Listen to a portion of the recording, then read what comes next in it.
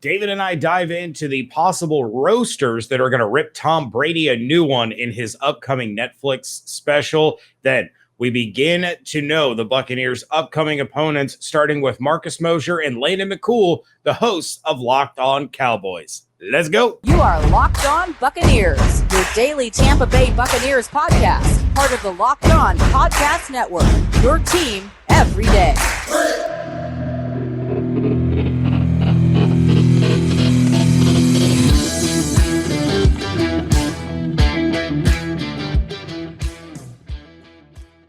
What's up, and welcome to the Locked On Bucs Podcast, part of the Locked On Podcast Network, your team every day. We are your daily podcast covering the Tampa Bay Buccaneers, free and available on all platforms, including YouTube.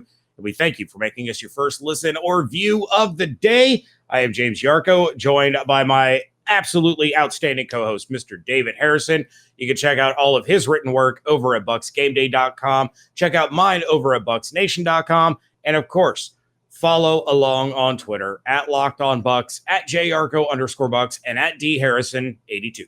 Thank you again for making Locked On Bucs Podcast first listen or your first view every single day, or maybe your last view every single day if you're joining us during the premiere, which airs usually around 9:30 at night. Yesterday's was like 11:30 at night. Sorry about the lateness there. Kind of a scheduling issue. Look, it happens, but hopefully you just got done watching the Lightning play and you decided to jump over to Locked On Bucs premiere. We'll probably drop before that game is over, but you get here when you get here. It'll be okay. Something else that's going to be okay, probably more than okay when it gets here, is the roast of Tom Brady. It is happening. It is in the works. Variety magazine reporting. Netflix vice president of comedic scheduling, I hope I didn't butcher that job title, confirming that three-time Super Bowl losing quarterback Tom Brady, I love, by the way that he did that in an interview, will be the executive producer of a new roast special on Netflix that will begin airing after the 2022 NFL season. Tom Brady is going to be the first subject of what they're calling Grossed, the greatest roast of all time. So here, before we get to Marcus and to Landon and start talking about the Dallas Cowboys and kind of do an off-season catch-up crossover with the Buccaneers' first opponents of the regular season, James, let's have some fun. We're about to hit the weekend. You know what I mean? The weather's getting better. Barbecues are probably starting to happen. Let's have a little bit of fun with this. Let's start going over some roast candidates, people that we think might be joining in on the fun. But we're going to start off with Mr. Tyler Longe McCann. That's how I'm going to pronounce it. Please feel free to correct us if we butcher that or if I butchered that. Who, James, hit us up on Twitter and said that he would die, hopefully not literally, if Bill Belichick made an appearance, skull emoji, and I laughed out loud. As soon as I saw the tweet, I laughed out loud. It would be absolutely amazing seeing Bill coming out with the hoodie. You got to have the Imperial March music. I think he can't be sitting on stage. He's got to come from backstage. The lights got to drop, the Imperial March, the fog machine, and the hoodie has to come out, and then Bill just drops the driest bombs with no smile, no emotion that you can ever imagine, and then says, we're on to whoever the next roaster is. He was one of the first names that I thought of when I was listening to Thursday's episode. It's difficult to try to come up with who's going to be the roasters, right? You have to have a solid combination of comedians and celebrities, and it's usually people that know the person being roasted. And unfortunate for us, we had three comedians that we both could have named that were no doubter slam dunk picks that have all recently passed in Norm Macdonald, Bob Saget, and Gilbert Gottfried. Those guys were some of the best when it came to roast, and they would have had plenty to say about Tom Brady. But yes, I agree wholeheartedly. Bill Belichick emerging from backstage to get up to the microphone, and he's gonna make fun of Tommy by talking like this, and then when he's all done, he's gonna say, "Hey, Tom, thanks for nothing." Thanks for nothing. Walk out with the rings. You got to flash the rings on your way out, though. That's got to happen. All right, so here's how this is going to work, James. We're going to go down our list. We've each got like 12 candidates, so we're going to see if we can fit this all in before we get to the crossover. But we're going to name our candidates, kind of give a quick reason why. If we have any duplicates, so you're going to give a name. If I have that name on my list, it's a duplicate. It joins the joint list that is already being started by Bill Belichick. And the idea is we're going to hopefully have 5 uniques apiece. So let's fire this off, James. Give us your first name. All right. First name, you got to have comedians that are going to bring it. You got to have people that are no holds barred, that are really going to take it to Tom Brady. Boston guy, Bill Burr. Bill Burr. By the way, I also have Bill Burr on my list as well. So Bill Burr is the first name. We're already firing 100% here. Bill Burr. Yeah, I mean, he's from Canton, Massachusetts. Like, you got to have him. You got to have Bill. So if somebody out there knows Bill, please, this thing needs to get put into effect immediately. If Bill Burr is not a part of this roast of Tom Brady, I don't know what we're doing as a society. So, James, I'm going to go the athlete route, and this probably is a name that you also have as well, so I'm going to go ahead and throw him out there. Peyton Manning. I mean, the funniest retired quarterback I think we've ever seen. Peyton Manning has to be on this list. So we've got another member of the joint list. So, James, I'll throw it back over to you. All right, I'm going to go with another comedian. I'll get to my celebrities and athletes in a moment. Another Boston guy, another no holds barred guy. I'm not going to say it. Dennis Leary. Give me Dennis Leary. Okay. Making fun of Tom Brady. Rescue me in the flesh. Join in the roast, which is because there's going to be flames and a lot of heat coming out. So it makes a lot of sense. Not on my list, but I do greatly appreciate. You know what? You're staying the comedic route. I'm going to stay the athlete route. Okay. I'm going to drop what I think might be a bomb here. Like a bomb on you because you're not expecting it. And also might be a bomb on stage because I don't know how much of a sense of humor he's got. I'm going Drew Bledsoe. Okay. Let's get the guy that launched Tom Brady's career accidentally onto the stage to roast Tom Brady. I'm going Drew Bledsoe. I'm going to throw that name out there. I don't know. Maybe it sticks. Maybe it doesn't. All right. Well, then I'll go to the celebrity route now. The celebrity side. I'm sticking with my early theme. It's a Boston guy, somebody who loves Tom, friend of Tom's, followed Tom to Tampa. Give me Matt Damon. Matt Damon, I like it. And you know, Matt's going to bring the intellectual comedy to the stage as well. Absolutely. All right. So, I mean, early on, each of our first picks ended up on the joint list. Let's see if you got another one that's not on mine. I'm going to go the comedy route. Now, you got Dennis Leary. You went with the intellectual comedy of Matt Damon. I'm going with the very, very non-intellectual comedy of Natasha Leggero. And if you know who she is, you know why she's on there. Not going to talk about it. If you're old enough, Google it. You'll find out why. She's got to be there, man. Like if you couldn't get a more polar opposite than Tom Brady's image, I think you got to throw her on there.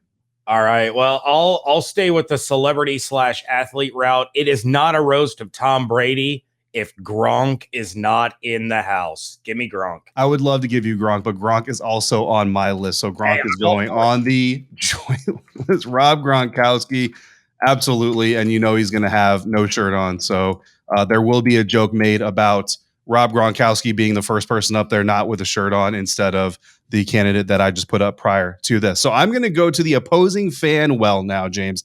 And I'm bringing Nick Bakay, lifelong Bills fan, voice of the cat from Sabrina the Teenage Witch. If you can't remember, that's the voice you're going to hear. He's a roast comedian. He's done it before. He is a lifelong Bills fan. I'm going Nick Bakay. I know you don't have him on your list. I absolutely do not have him on my list, but that's a great pick. All right, I'll go back to the comedian well, and it's somebody who's kind of become integrated with the NFL over the past couple of years. Somebody who could walk out there in super short blue shorts and a yellow tank top and a bald cap and a whistle, and he could be Coach Hines. He could come out there and mispronounce people's names, telling Aaron he done messed up. Keegan-Michael Key would be phenomenal at a roast. He might even be the roast master. He could be like just the general host and really allow things to get out of line very quickly.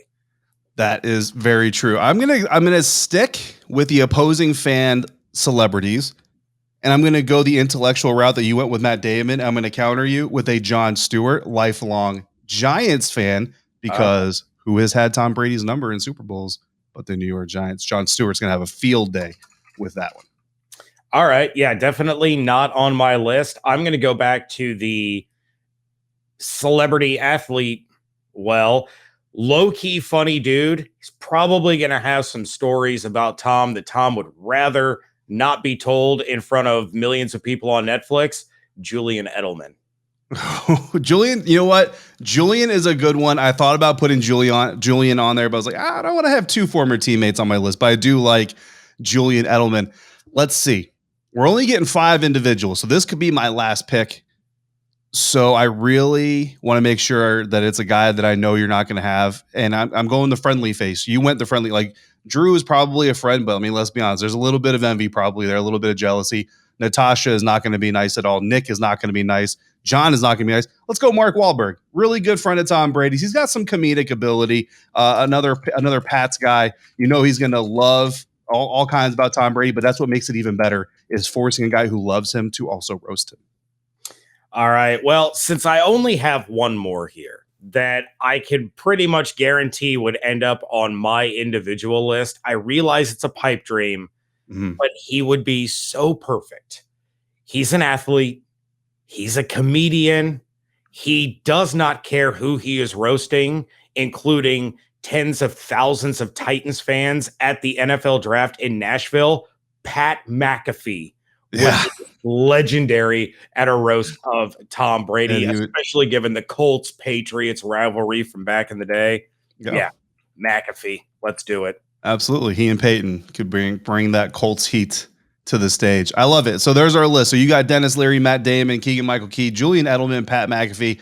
I've got Drew Bledsoe, Natasha Leggero, Nick Bakay, Jon Stewart, Mark Wahlberg, and sharing the list, Bill Belichick. Thank you to Tyler, Bill Burr out of Canton, Massachusetts, Peyton Manning, and Rob Gronkowski. James, real quick, not a whole lot of time to dive into why, but give us the rest of your list of nominees.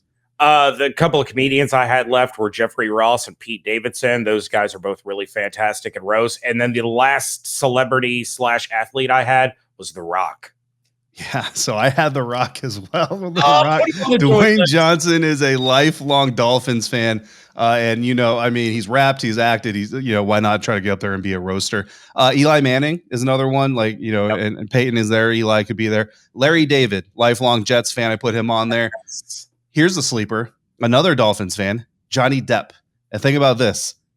This time next year, he's going to have some material to pull from, James, that he could bring up. And don't forget, the roasters also get roasted. So there's going to be some material that people could use for Johnny there as well. Anyway, Rex Ryan, I got 3 enemies on the list. Rex Ryan, Terrell Suggs, and Jimmy Garoppolo. Coming up, guys, we're going to be joined by Marcus Mosher and Landon McCool to talk about the Dallas Cowboys and catch up with you 2021 NFC East Division winners.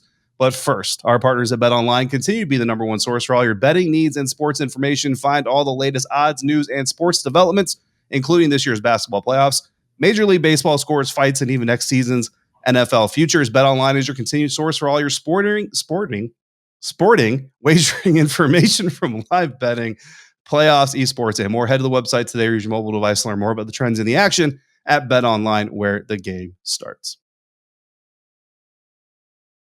Thanks for making the Locked On Bucs podcast first listen or your first view every single day. As promised, let's get into our conversation with Marcus and Landon, who you can find on Twitter at Marcus_Mosher and at McCoolBCB from the Locked On Dallas Cowboys podcast. And sitting on either side of me, if you're watching this on YouTube, if you're listening, you're just going to hear their voices here in a minute. But we got Marcus Mosher and Landon McCool at Marcus_Mosher on Twitter and at McCoolBCB. They are the hosts of a Locked On Cowboys podcast. Let's start off with some general Dallas Cowboys stuff here. Let's go over the losses. Obviously, Amari Cooper is there. Randy Gregory is gone. 2 offensive linemen are gone. And Cedric Wilson, who I don't know if a whole lot of people consider him a significant loss, but to me, he kind of seems like he might have a significant role in what might be a little bit of a downside for the Dallas Cowboys. But where are those losses really sitting as far as the Dallas Cowboys 22 outlook really looks? And Marcus, I'll go to you with that question. I mean, it's not great. I mean, that's a lot of players to lose in one offseason, right? No, but the Cowboys, they're hoping with their draft and a whole bunch of young players still in the roster that by the time we get to the end of the season, it doesn't look like big losses. They're hoping that Terrence Steele continues to develop at right tackle. They're hoping that CeeDee Lamb becomes the alpha number 1 receiver. They're hoping that Dante Fowler and Dorrance Armstrong and Sam Williams can replace Randy Gregory's production. But on paper, yeah, this Cowboys team isn't quite as talented as it was at this time last year. Marcus and I, have been going back and forth on this, and we disagree a little bit on where they are versus where they were last year. Because I think that if you're talking about at this point last year, I think that they're a better team simply because a lot of these young players have improved immensely. Now the losses are severe. I mean, you listed them. I think that the thing that the Cowboys are pointing to is that it wasn't good enough, even with all of those guys healthy and there at the end of the year. They still didn't come. They came up short from what their goals were. So I think the Cowboys are hoping for some growth from the young folks and some addition by subtraction with some of these other folks. Absolutely. I mean, I think a bigger difference too with this season versus last season is, last year, obviously you guys are getting Dak Prescott back from his injury. And while he had a ramp up and he had some camp time and all that stuff, that's significant. But I think it's a little bit different when you're coming off of a quote unquote relatively healthy season into a new season versus coming off the injury and having to get really back into the mix. So I think to a certain extent that can almost be viewed as as a little bit of an addition and an improvement compared to last year's offseason. Which of these losses, though, Amari Cooper, Randy Gregory, I think are probably the sexiest names. But then, I mean, the Dallas Cowboys offensive line has been a juggernaut for a long time. So La'el Collins, I don't know how you guys felt about Connor Williams. I saw some mixed thoughts about him kind of entering the offseason. So if there's one or maybe even two, if you want to do a 1 Alpha, 1 Bravo, biggest loss from this offseason, which one would you say, Landon? I'll start with you. Yeah, I mean, I think if we're just talking about immediate impact and where it's going to be felt the most, I think the Cooper loss is the most. I mean, I think they have competent replacements at those other spots in the offensive line. Maybe Tyler Smith doesn't come in and play as well as Connor Williams. Tyler Smith doesn't come in and play as well as Connor Williams right away, because I think that's part of the issue too. Is that I think Cowboys fans in general kind of underrated Connor Williams because there was a lot of penalties and because a lot of these other things they felt like they needed to get rid of him. But I think a couple games of a rookie left guard maybe change their tune there a little bit. I think with Cooper, obviously he's an incredibly talented player. There may have been some personality stuff. There may have been some commitment stuff there. But losing a talented player like that is difficult. So kind of trying to make that up is going to be a multifaceted replacement plan, not just like a simple, this guy will play the Cooper role. I think it's going to be a couple different guys trying to take up that extra yardage and that spot in the offense. And it's going to be kind of it takes a village sort of situation to kind of make up for the loss of Cooper. Yeah, it's Cooper for me, right? Like when Cooper's healthy and he's ready to go, he's one of the best route runners and best receivers in the NFL. And he allowed you to play CeeDee Lamb in the slot and move him around in the backfield or put him wherever you wanted to. And you still had an alpha receiver on the outside. Now, you can make the case, and Landon has made it for a while now, that Amari Cooper really wasn't that player last year because he was dealing with injuries and he just wasn't quite as durable as the Cowboys were hoping. But now you go from Amari Cooper to a rookie, Jalen Tolbert. You're hoping James Washington can take over some snaps on the outside. It's a huge loss, and they're certainly going to be putting more on CeeDee Lamb's plate, but not having that other guy that you can rely on a 3rd and 6 to get 7 yards, it's going to hurt. Yeah, absolutely. Now you mentioned Jalen Tolbert, one of my favorite players out of the Senior Bowl, just because of the kind of the environment that he really entered into, flying from Los Angeles straight into Senior Bowl practice and still stood out. So obviously a member of your class that I'm looking forward to seeing. But you guys tell me about your Cowboys draft class, your favorite players you believe might have a real impact overall just for the season. Maybe it's a later start in the season, maybe not right away, but 2022 as the rookies go. Who stands out in this Cowboys draft class for you guys, Landon? Yeah, I mean, I think Tolbert's the name that kind of sticks out simply because of the position that he's stepping into. I think with Tyler Smith, we talked about it. Like, I think they wanted to get an offensive lineman. We all kind of circled and put in pencil that they would get an offensive lineman. This is a guy that they think can play guard and slide out to tackle. But I think the guy that all eyes will likely be on simply because of the high profile nature of the position is Tolbert, and because he's coming in and has such big shoes to fill with Cooper. And it's not realistic necessarily to think that, he's going to put up Cooper numbers, though Cooper's numbers weren't exactly, impossible bar to clear from last year. I just think that it's still going to be a situation where Cowboys fans are going to say, okay, Cooper's gone and this guy is our draft pick. So, he's going to be the guy that's going to need to replace all that yardage. So there's going to be a lot of extra pressure. And you talk about, him coming from South Alabama and despite being a very mature guy and doing things like you mentioned, flying straight from the game in the UCLA, at the Rose Bowl to go play in the Senior Bowl and then not missing a beat. Yeah. Those things bode well for his leap, a very difficult leap to the NFL, but it's still a leap. It's still a rookie wide receiver. There's still going to be a lot of pressure on him to perform. Yeah, David, for me, it's Sam Williams, the defensive end that they took in the second round. Yeah. This is somebody that Dan Quinn basically handpicked, and he wanted to coach, and worked him out at the Ole Miss Pro Day. It seemed pretty clear that if he was available in the second round, that's who the Cowboys were going to take. They need him to play a big role after losing Randy Gregory. They need him to come in and be able to provide some pass rush.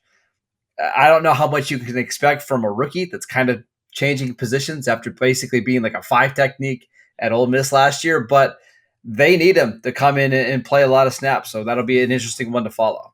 More to come with Marcus and Landon, but first we need to tell you about our love of brownies. I love brownies. David loves brownies. But you know what I love more? Brownie batter. I will fight the children to get that bowl and the spatula and the mixers. Full on fight my children. Sometimes I eat half the batter while Lindsay is making me brownies. But a healthier option than just that is the new Built Brownie Batter Puff Bar. You heard me right. The Puff takes protein bars to a whole new level. They're available right now at Built.com. If you have not tried Built Puffs yet, what are you waiting on? Puffs are a chocolate-covered marshmallow protein bar, delicious flavored marshmallow covered in 100% real chocolate, 140 calories, 17 grams of protein, 7 grams of sugar in the brownie batter puffs. It's the perfect pick-me-up for any day. All of the Built Puffs are covered in 100% real chocolate.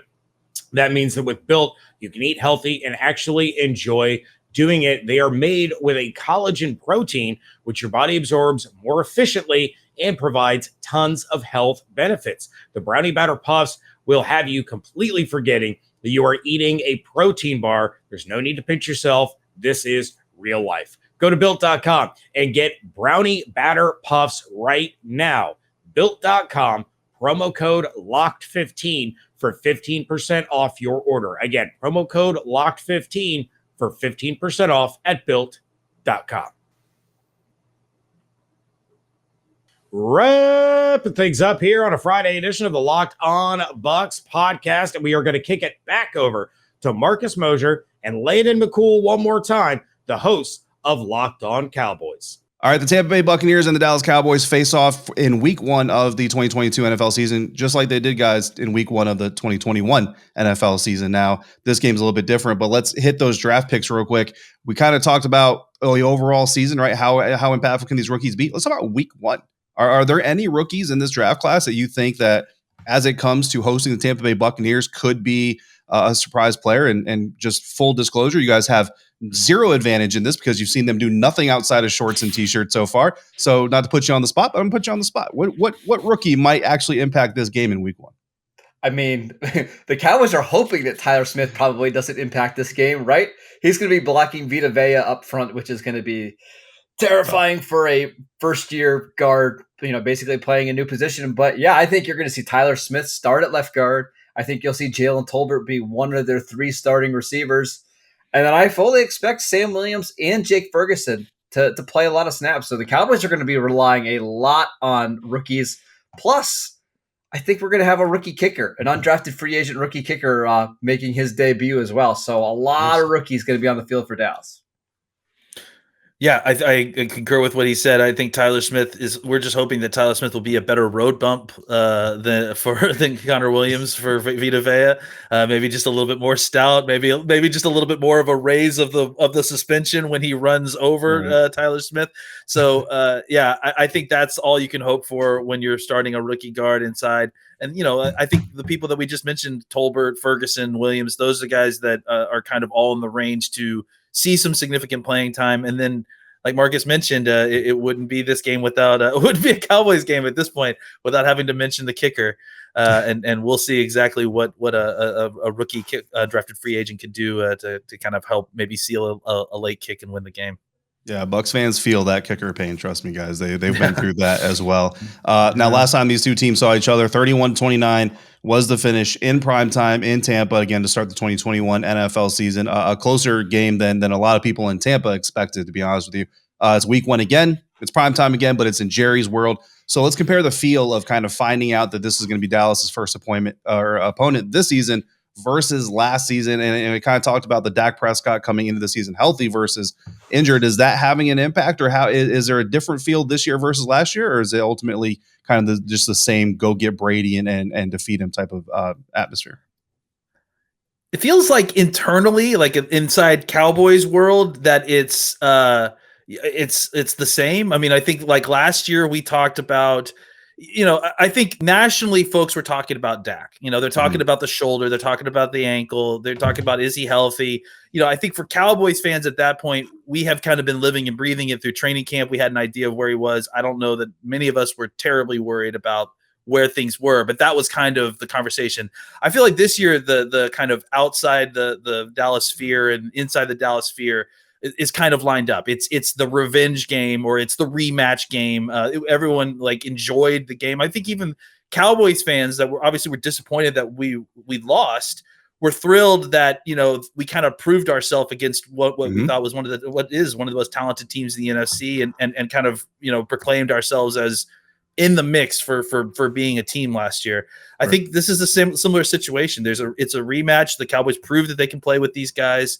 And I think they're looking to kind of use this again as a measuring stick, but kind of just in a different way than they were at this point last year.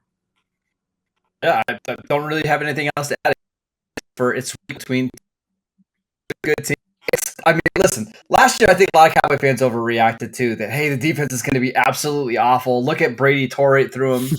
And the Cowboys ended up having a pretty good defense. It's just week 1 games have never been more meaningless. Like in the history of the NFL, they really haven't. So if the Cowboys get crushed in this game, it's okay. It doesn't mean the season's over. If they beat Tampa Bay, it doesn't mean they're winning the Super Bowl either. So just whatever happens, don't go get too up, too down for a pretty meaningless week 1 game.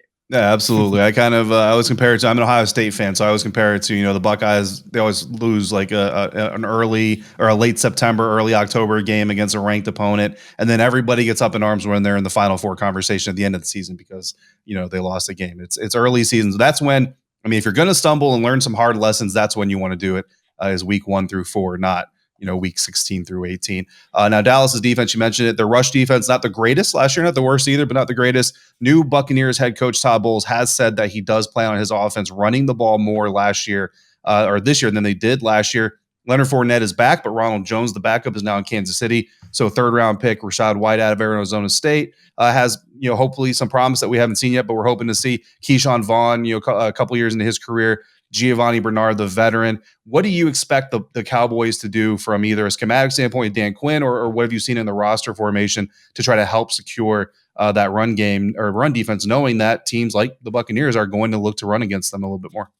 I think the Cowboys are going to be thrilled if they decide to run the ball on them, right? Because every time that Brady's handing off the ball to Leonard Fournette or White or Keyshawn Vaughn, it means he's not throwing it against them, right? So you're probably going to see a lot of light boxes, and you're going to see on 2nd and 8 them daring to run the ball. And you're going to see 5-6 man boxes. So I don't think the Cowboys are going to load up to try to stop the run. I really don't anticipate that at all.